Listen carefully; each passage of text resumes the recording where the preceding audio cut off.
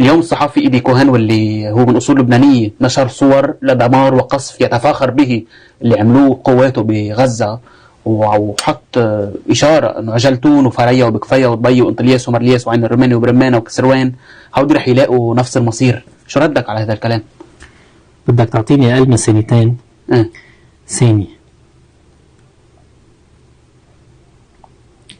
كوهين، طيب طالما أنا ضد التطبيع ما في أتوجه له مباشرة لكوهين، فأنا حقول لك أنت هلأ تقول له، بدك تقول له لكوهين يسأل عن أزرييلي سورانا تاور، وموشي أفيف تاور، وهاشاهار تاور، و7 ستارز تاور، و100 تاون تاورز. هول 5 من أصل 12. هول كلهم فوق 150 متر.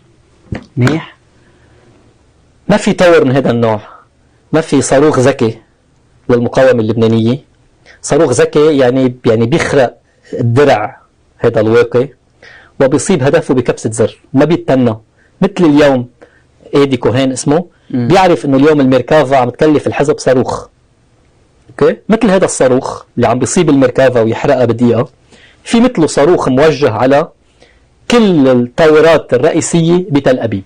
بتحكي من قبل الجانب اللبناني؟ قبل الجانب اللبناني.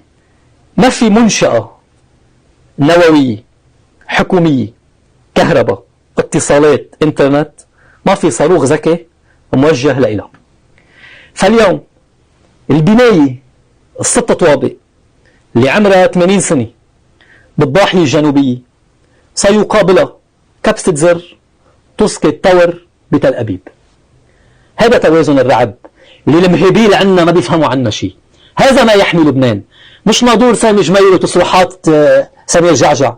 اللي بيحمي لبنان انه انا اليوم اللي بيخليه يسد بوزه لهيدا ايدي كوهين، انه معلمه لايدي كوهين اللي عم ياكل كل يوم قتل بالجنوب اللبناني، كل يوم عم بيمثلوا جنود اسرائيليين، وهو عم يعمل حاله ما شايف، وعم بيقول للرقابه الاسرائيليه العسكريه ما تعلنوا عنهم.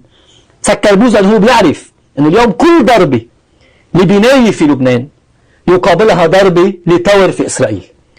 وبالتالي لا يهدد ولا يتوعد ولا هول اللبنانيه ينهاروا ودخلك شو بده يصير. اذا اسرائيل بدها تروح لحرب اباده لاسرائيل تعمل حرب مع لبنان.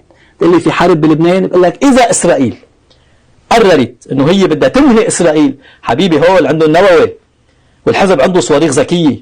تعرف شو يعني؟ يعني نحن عندنا النووي.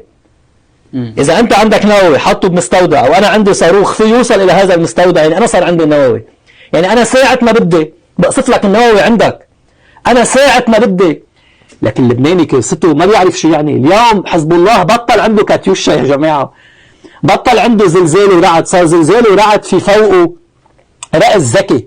يعني هذا الصاروخ بطل يروح يوقع مدري وين، كان قبل يطلع الصاروخ ونصلي انه يصيب هدف. اليوم بيطلع هذا الصاروخ عارف حاله 1000% وين رايح. تفرجوا الحزب عم يعمل فيديوهات لاستهداف المرقافة، لاستهداف العمود، عم يعمل فيديوهات ب4 كاميرات.